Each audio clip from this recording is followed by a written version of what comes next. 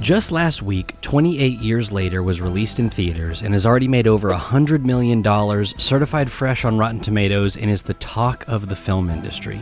And all of that is because Danny Boyle shot 28 years later on what you have in your pocket. Not a fancy $100,000 camera rig, not a Red camera, Arri Alexa, or even a Sony mirrorless camera.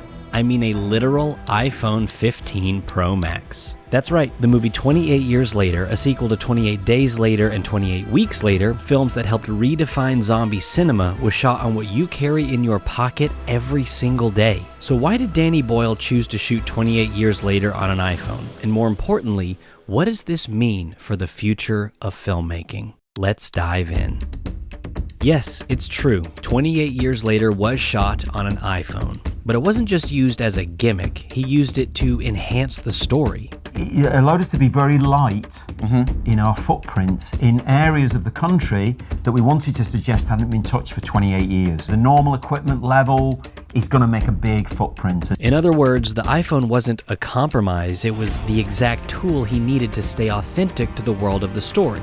Minimal gear and maximum realism. In fact, he shot 28 Days Later, the first film, with a mini DV camera that we used to use to shoot skateboard videos with. And while the quality of that film might not stand the test of time, that style that Boyle was going for fit the story perfectly. iPhones have evolved so much that Boyle's cinematographer Anthony Dodd Mantle said that their latest model gave them freedom that they hadn't had before, sneaking into tight locations, shooting guerrilla style in real environments without shutting down city blocks. It was, in Boyle's own words, the closest he'd ever felt to being invisible with a camera since 28 Days Later. If you've got a reason within the story or within the idea or the way you want to do the story that allows you to employ technology, I'd love doing that. But Boyle isn't the first director to embrace mobile filmmaking. In 2015, Sean Baker shot Tangerine entirely on an iPhone 5S. It premiered at Sundance and won multiple awards. But more importantly, it launched a wave for mobile filmmaking.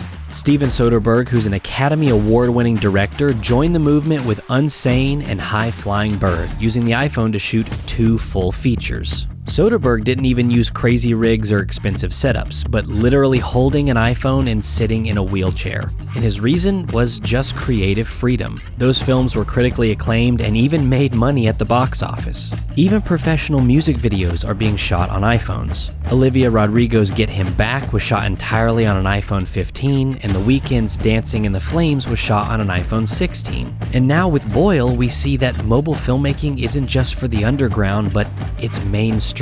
But unlike other directors, Boyle isn't necessarily just chasing that gritty, raw feel. He makes that very clear.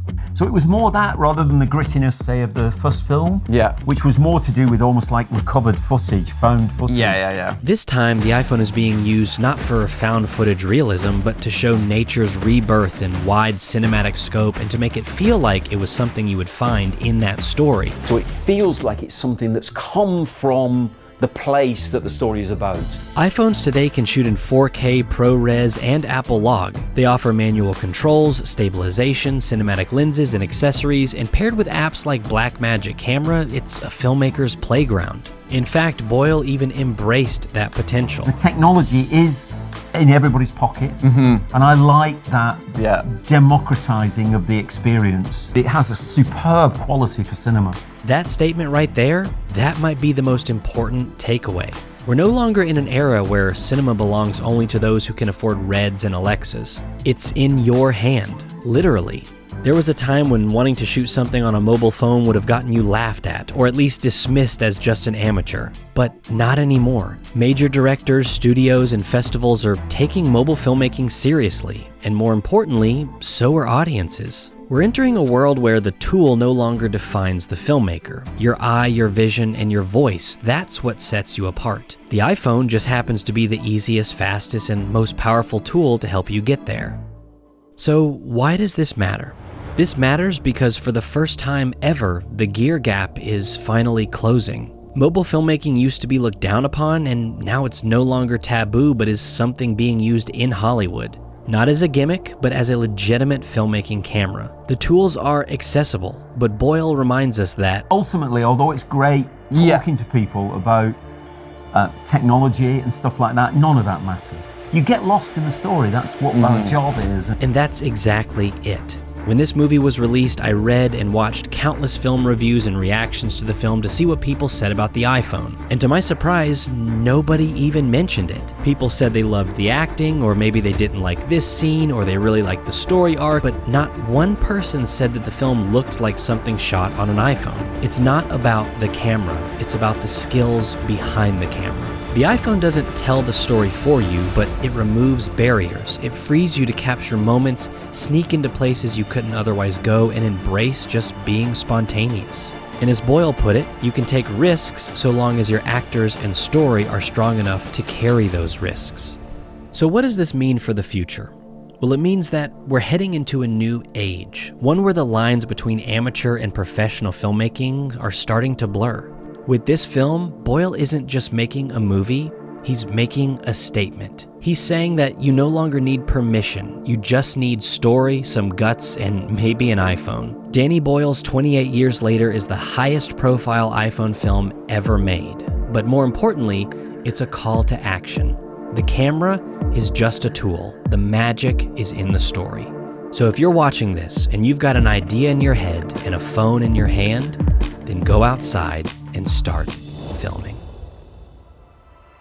I have personally filmed multiple weddings and commercials on an iPhone, and no filmmaker that I showed it to could tell a difference. That's because we changed a few settings and used cinematography, lighting, editing, and sound design to create an immersive experience that doesn't look like an iPhone. If you want to learn how to take what you have in your pocket and create cinematic images, then check out our brand new course called The Mobile Filmmaker. With over 30 training videos teaching you everything you need to know to transform your everyday boring smartphone footage into a cinematic image that can go head-to-head with a professional camera. We also give you our custom LUTs, downloads, and the secret sauce that will take your smartphone footage to the next level. We give you all of this for only $27. Seriously. So click the link in the description below and head on over to tomorrowsfilmmakers.com to learn more.